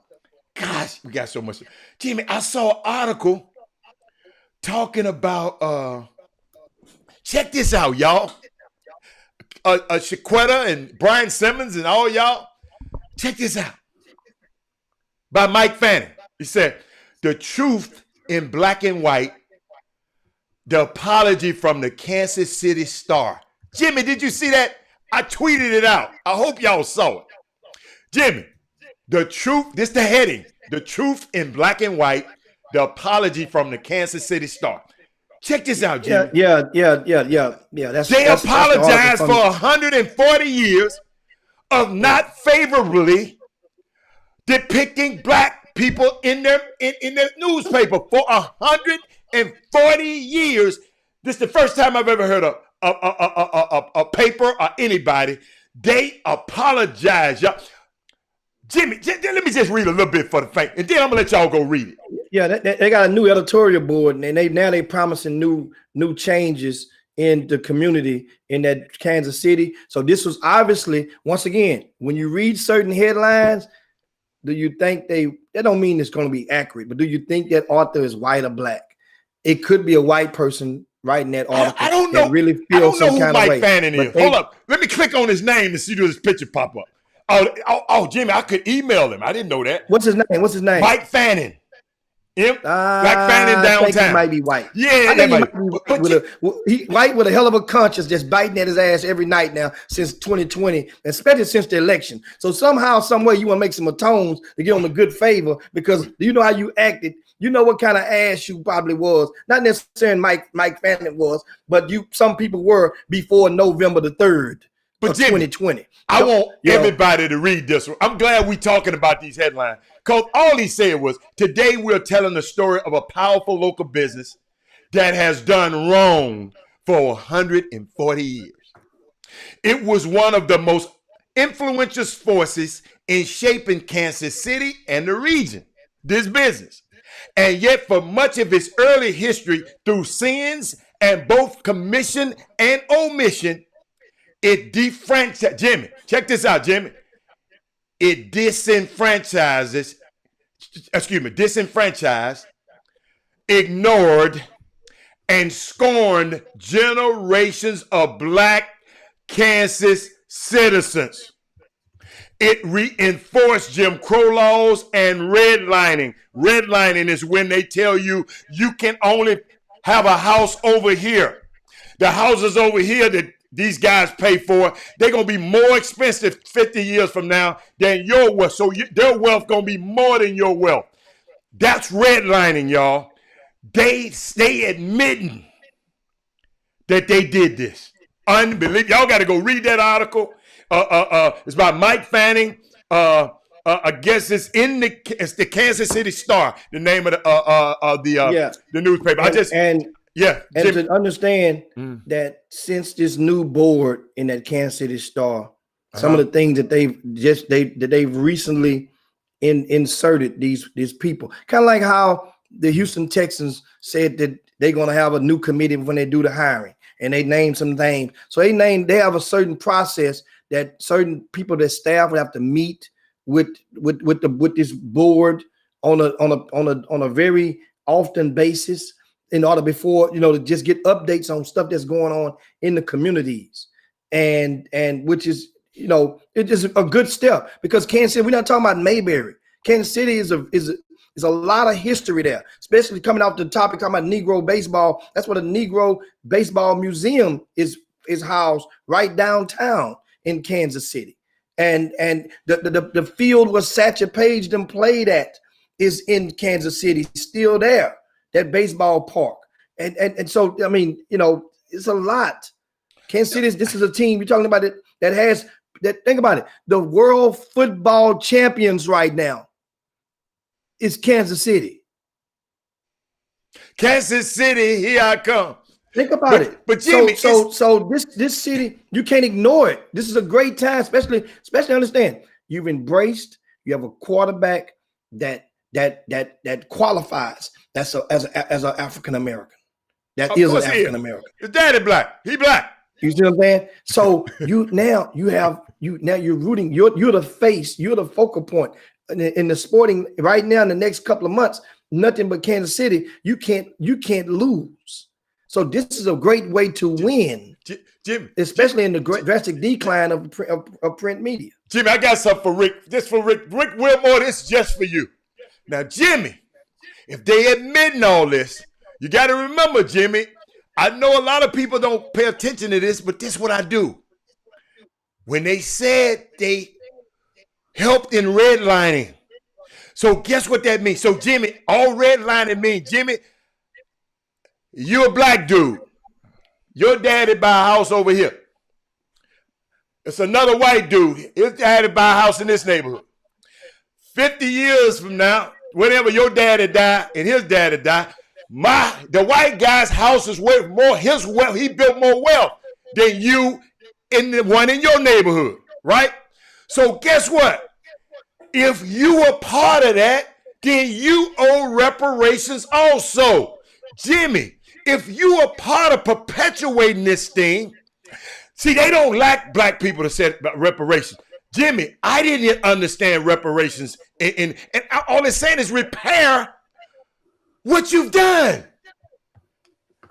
Jimmy, if you break the car, go fix it. What's your favorite thing, Jimmy? I love you so. Boy, when them kids come over here, them kids, put a lawnmower in their hand. Put some washcloths in their hand. We're going to put their hands to work. But Jimmy, I'm sitting there. I understand, man. I understand reparations a lot more than somebody just hollering reparations. You got, see, when you know better, you do better. I had to learn. So I'm just sitting here saying, wow, these people admitting, Jimmy, guess what? That's why no president never apologized for slavery. Because if they do, guess what, Jimmy? That's guilty. That means the United States government, the chief executive, is held responsible. Man, it's unbelievable. I don't know how we got here, but Jimmy, we'll touch on this subject. We ain't gonna make it out of a civics lesson the whole time. Let's get back to I got some high school stuff, Jimmy. Yeah, and just for the record, I just posted the link because two or three people asked for the link, and so I just posted a long link. I hope that it may work. If it doesn't, let me know and I'll post again. You asked me where did I get it from? I said New York Times. Let me give a correction. Bloomberg. New York Times was the advertisement that they took out the full page. Okay. The Bloomberg is the article, which is a very credible media outlet that's mainstream when it comes to business news. The Bloomberg that's not the TMZ, that's not the National Enquirer. Bloomberg is a business financial outlet. So this happens to do with finance because of this private company. They're not a publicly traded company. So that's what so hopefully that can help you guys to get some intel with that Bloomberg article, which is very good. And like I say, hell of a topic. Now as we go and we shift gears, guys, we are 34 minutes past the hour, and we are going to do something different today. Understand that will be no overtime. No, we're going not to today. End the show on time. Yeah, because we started it on time, and so we're going to hopefully. Jimmy, we started on time every day. We start on time every day, but we just give them. We can't do overtime because you don't start. We start the show at 12 o'clock every day. Exactly. So I mean, I said it correctly. Right. We started on time today. Yeah. You start on time every day. Okay. So that's a big difference. I said I know exactly what I'm saying. It's one thing. I'm pretty good with them words and putting them words in there. No, that wasn't pretty good. That wasn't good enough. I could have. They told me I could have been. We ain't got time, so that's why I ain't gonna do it. But what else we got? What where you want to go? Also, the NCAA. We would be remiss if we didn't mention, of course, yesterday the Final Four, the teams for the collegiate football championship was announced. Alabama, Notre Dame, Clemson, and Ohio State are the two pairings. Clemson and Ohio State They both will be played January the 2nd. Clemson and Ohio State, their game will be in the Sugar Bowl in New Orleans. And from what I understand, how there's only going to be a limit of approximately, I want to say 3,000. They said it can't be right. I don't care. I don't care. I don't care. And the Alabama game, 16,000, according to yesterday, was the estimate of the attendance that they would allow into the Jerry's AT&T Stadium. So now Texas A&M, we are being based in Texas. So obviously a lot of the headlines among a lot of the news outlets in this part of the country is claiming that and the Aggies were snubbed. Do you guys think the Aggies were snubbed? Remember, Notre Dame lost by 24 points just 72 hours ago to Clemson, a team that Notre Dame had beaten barely without Sunshine at quarterback from Clemson because he was out because of the COVID. And Notre Dame squeaked by them. They played in the rematch. And even then, Dabo Swinney had acknowledged that the results would drastically be reversed when they play again. And sure enough, Clemson beat the snot out of Notre Dame, yet Notre Dame was given a favor. Do you guys think Cincinnati should have gotten awarded in? And that's with tomorrow, we'll have more time to let you guys really get opportunity to dive into this conversation, because what I want to do is explain, and we talk about they have the Power Five and they have a group of five. When you're talking about conferences, the Power Five is five conferences that have been secretly talking and trying to find ways how they can really break off on their own for football purpose and start their own thing and break away from the NCAA. That's the Power Five: the Big 12, the Big 10, the Pac-12, the ACC, and the SEC. That's the Power Five. The Group of Five, which you guys are a little bit different. That's a lot of people aren't savvy to those Group of Five. They call them the G5. Got the P5 and the G5. No, it sounds like some Parliament Funkadelic stuff, but the G5 is the American Conference, which is University of Houston is in that conference. Conference USA, the Mid-American Conference, the Mountain West, and the Sun Belt. That's the G5. So Cincinnati dwells in the G5. The system, do you think, is rigged tactfully to prevent any team from the G5 from ever getting into this Final Four? We'll talk about that and a lot more on tomorrow. On tomorrow. You guys just hold tight, and because that's going to be a hell of a topic. We want that one for tomorrow. Meanwhile, you got, as we get ready. It's 39 minutes past the hour, Heather, and it is time. Of course, the high school football action took place last weekend. And I'll tell you guys right now, I warned you. I say, see, King, ain't no punkin football. It was a one-possession game at halftime. One possession against Shadow Creek. The Creek, and then all of a sudden, the quarterback from C. King got hurt. Heather. One possession game. Quarterback get hurt. Shadow Creek pulls off the win, I think, by 2 touchdowns. You warned me about it. You said they gonna beat them. You didn't say, hold up. You didn't say, hold up. You didn't say there was gonna be the quarterback was gonna be hurt. It's on one possession game. No. Drones go down. You said similar thing. Them boy, C. King boys gonna win. All I say, I told y'all, I got 2 words: Cowan Drone. That's what I told y'all. And I said, I can't believe you. And you know what? He fancied it, said, well, I got away with the words. No, you don't. You got away with numbers. You don't have away with words. No, you don't. No. You said they was going to beat them. You don't come here talking about the quarterback got hurt. The cheerleader had a nosebleed. One of the parents, she had a wreck on the Beltway.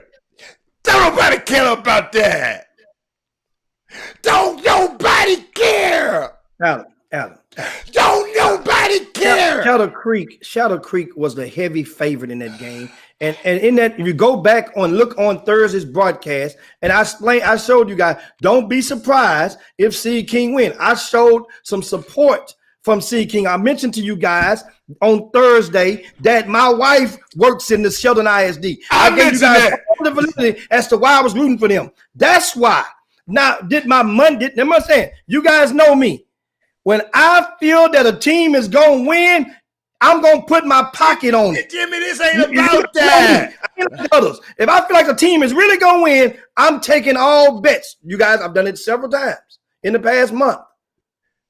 So understand, that was a heart motive.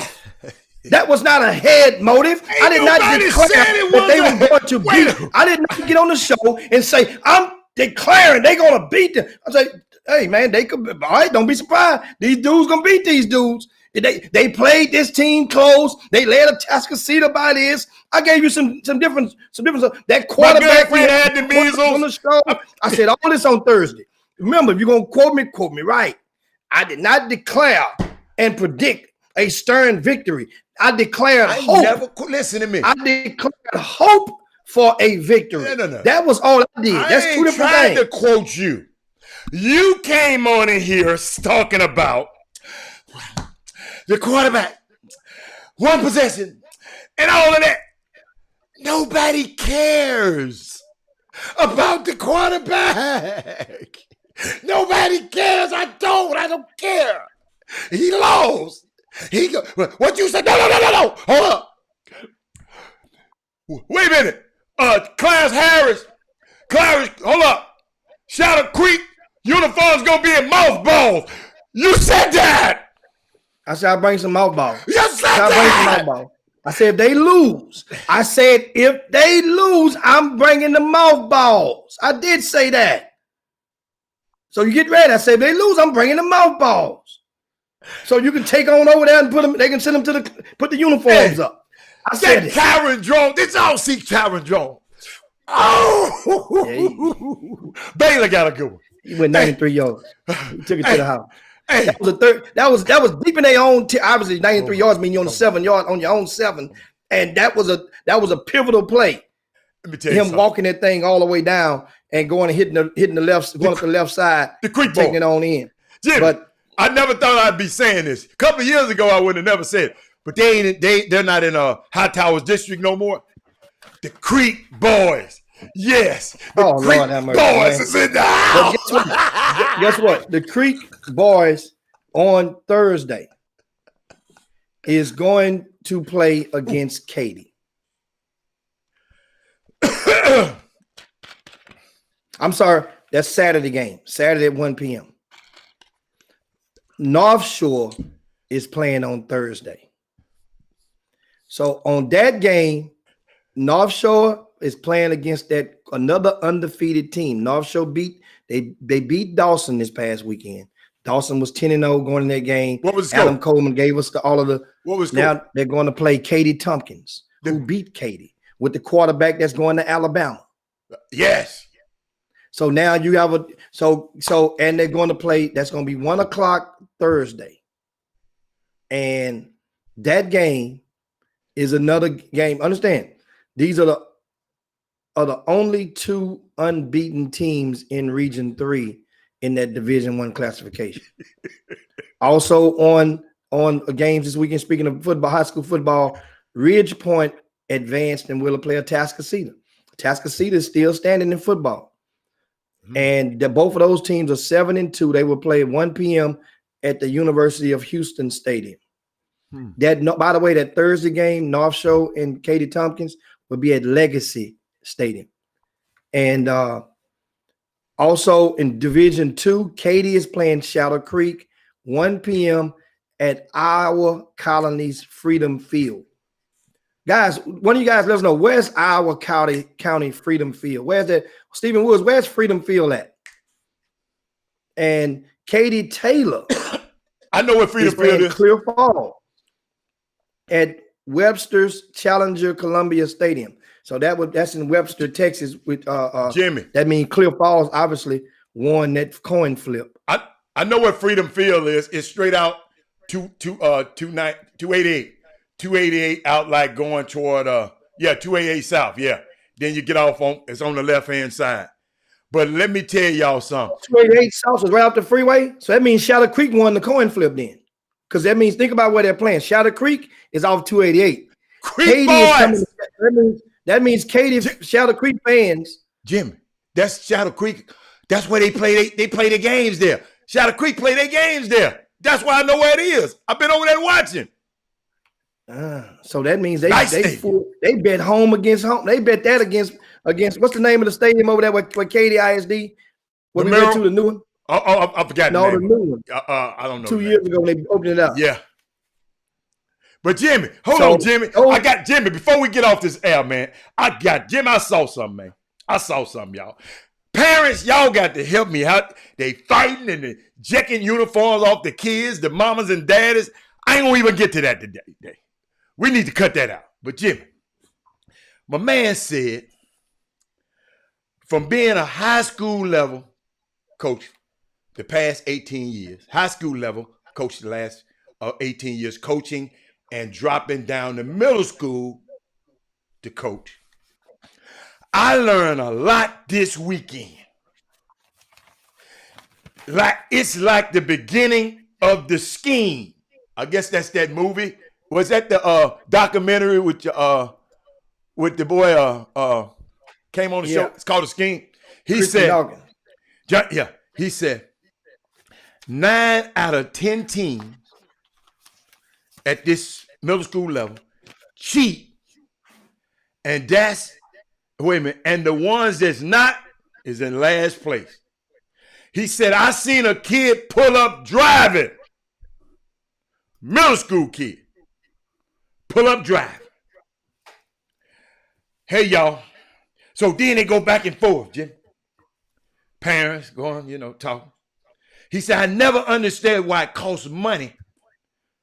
Somebody else said this. I never understood why it costs money to check birth certificates in these elementary and middle school events. Jimmy, I think you told that one time. You got to pay to check to see if somebody else is cheating.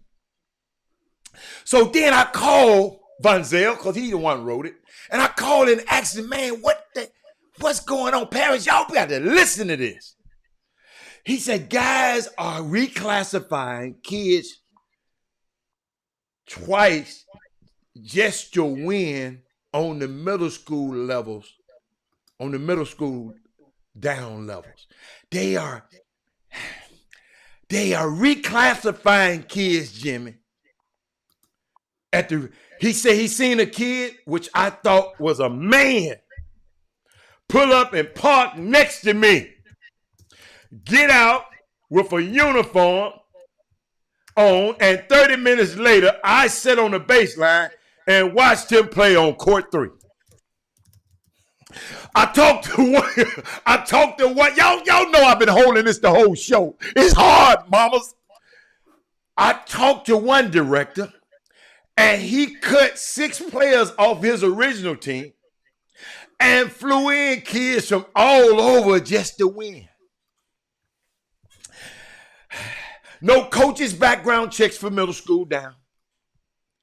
I know of a man that has been charged with sexual misconduct with minors, little boys, coaching teams, and I know for a fact. I'm finna take my jacket off. What the hell is going on out here, Jimmy? Well, first and foremost, different events, they're directed by different people. And there is no guidelines as to in events that are not NCAA approved, not AAU approved, NCAA approved. Events that are not NCAA approved, there are no boundaries. That's kind of like on an event case-by-case basis on their own house rules from which they establish for criteria. And let me warn you of this. It's virtually impossible for an event operator, we'll deal with the last statement first, to enforce for an average, ordinary, non-NCAA event operator to enforce to prohibit convicted felons from being on the bench. It's virtually impossible for that to happen from a non-NCAA standpoint, because first of all, you're going to need a lot of information. You're going to need to go and get a system to check with the access to the, get a case number, look him up, need a phone number. You're going to look, and you have to do all, spend that time doing it. So that's going to be time consuming. That's not happening. So you could see convicted felons. And if even so, my thing is that would dwell more so on the understand the parent of knowing that should be I'm gonna give you guys a solution. All parents, ask your grassroots coaches if they've been convicted of a felony. If so, then explain to you what happened or give you proof. Then you make a choice whether you still want, if that person is still good enough, because all felonies aren't created the same. Now, back to the cheating part. A lot of these events, some people enforce, but most people don't. And that is, here's the thing. It's once again, selective hypocrisy is the term that I've been using through 2020. Meaning, if you like the event operator, you don't want to embarrass him. So you really won't just say this particular event. But if you really don't care for him, you will tell the name of that event. You will say, man, that's rotten how they doing this. They letting this stuff go down. You see the difference? Remember, that's why we talked about the newspapers a while ago, and just pay attention to the headline, pay attention to the article. Then you'll know whether they for it or against it. Now, does that make it right or wrong? Hell no. The thing is, it has to be. Right now, we all see it. A lot of people are getting buck wild in the grassroots event operating, whereas damn near anything is going. But anything can't go unless parents, you are the consumers. Coaches, you are the consumers. Unless you tolerate it, it won't go on until you quit tolerating. So that means now, once the schedule comes out, that team I don't have no idea who you have on your team, if the kid is old or not, before I play you. I don't have no idea on your team, because most of them at that level, they're not submitting the rosters in advance. You see what I'm saying? Unless you're going to AAU nationals. So that know what that mean? That means you have the capability to do so, but it would take a lot of more paperwork for that event operator to sift through all those rosters and verify every kid. It's a cold so world. It does. Cold world. It's unbelievable to me, unfathomable to me, y'all. I'm sitting there saying, really? Really? I know Jimmy can do all of that. The parents. Parents. I just want to know if we got a cheater on the feed. You cheat, be proud of your cheat. What do you get out of cheating? I'm just these babies, man. You got these old ass men driving a car up to put a uniform on. 16 years old, playing in a junior high event.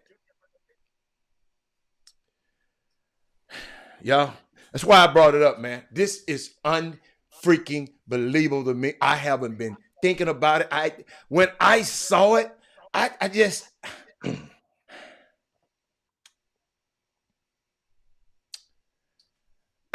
and then they try to charge you if you protest. That's been, you know what though? That's been a normal thing. I know it's been a norm. It's been normal. Now the amount is abnormal. It fluctuates. Jimmy, but protesting a charge because you get your money back if you're right. So that's one of the things. As in other words, from what I understand as an event operator, you put a fee out there that's normally about $15, $40, $50, but you get if your protest is It's like a timeout in football. If your call, they review the call and it's right, you get that timeout. You're not charged a timeout. So that's kind of like how protests are supposed to work. And you charge a fee for your time it's going to take to investigate a certain situation. It's going to take time. Otherwise, every other loss could possibly have people whining about and accusing the kid of being old. And one parent said this is intentional. I don't think checking the birth certificate even matter.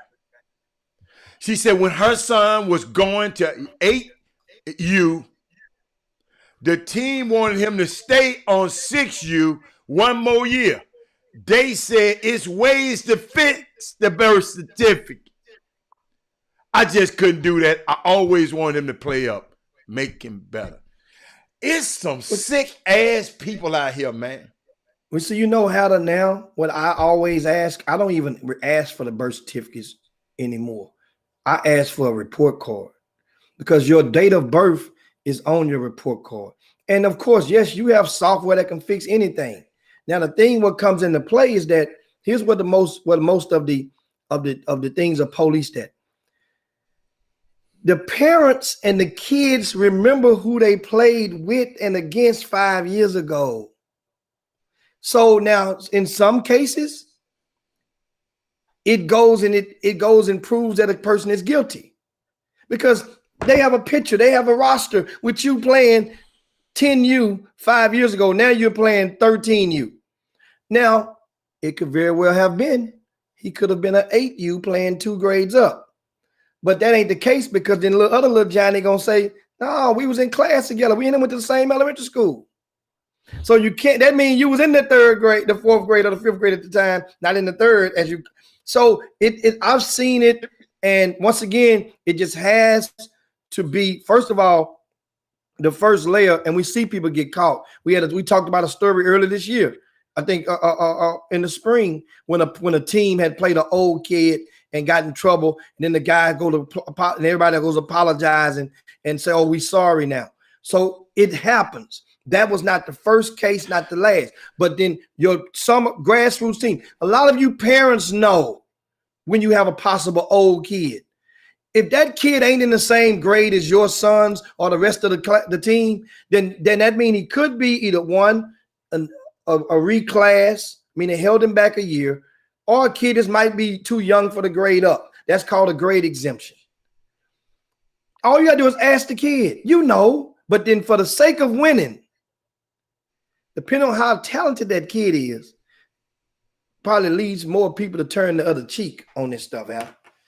And it's the first time since I've been doing this show. Solutions? Hey, this is the first time since I've been doing this show that I got a headache right now. I ain't never had a headache about nothing we discuss on this show. But today, I know we got to get off. We got to get off, y'all, because we got a meeting right after this. But today I got a headache. I just want to know the logic. And we're going to talk about it tomorrow. And Jimmy, I wouldn't mind opening the phone lines about this one tomorrow. But we're going to have to continue this tomorrow, man. You can yabba dabba do this thing, man. And I got a headache. I'm serious. That's so, guys, now you see, as we get ready to land the plane on this thing, a lot of the problems out there. That's another homework assignment. We're going to come off the bats. We got 2 topics we diving right into. We're talking about the collegiate football stuff. We're talking right into this grassroots stuff right out the bat. That's the topic. Anything else, of course, the Houston Rockets, they don't play the Wednesday. We talk some NBA stuff on Wednesday. Yeah, shows. Yeah. NBA right out the tomorrow. gate. Problem and solution. See, parents, you have more power than you are being led to believe. I promise you. I guarantee you.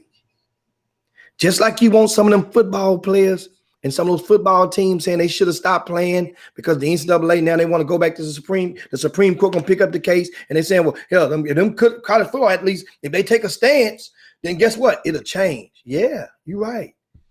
If you guys take a stance, this whole thing will change. This whole thing will change if you guys take a stance.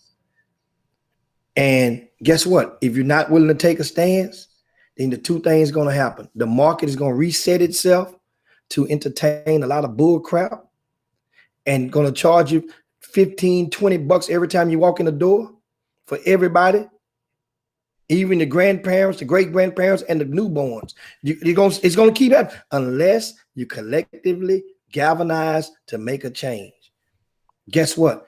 I dare you to do it. I dare you to do it. Wish you would. And guess what? I'm going to try my best to give you every tool you can to help you with knowing how to make, how you can do it. So that means I'm willing to do, to help you in an effort for me to decrease my margins. Does that sound like a person that's just doing it just for the money? I'm going to help you to make me less money. Remember this, pay attention. That's what I say. Leave you guys on that. We got to get up out of here on the Chop Shop. We'll see you guys in 22 hours. Great show today. Make sure you share the show to your timelines, to your friends, to your groups. It's a good convo, and we're going to be right back at it tomorrow. We starting out with this very topic, getting it right out the mud with it. See you guys, man. On behalf of Robert Hatter, Jim Hicks, Chop Shop, we up out of here. Peace. Line of God. Rest in peace. Jim Hicks, Rob Hatter, you are now tuned in to the Chop Shop. I'm Retro, let's get it. We in the Chop Shop, we live in the Chop Shop. We talking sports talk, we live in the Chop Shop. We in the Chop Shop, I'm talking sports talk. So turn your dials up, it's live in the Chop Shop. We in the Chop Shop, we live in the Chop Shop. We talking sports talk, we live in the Chop Shop.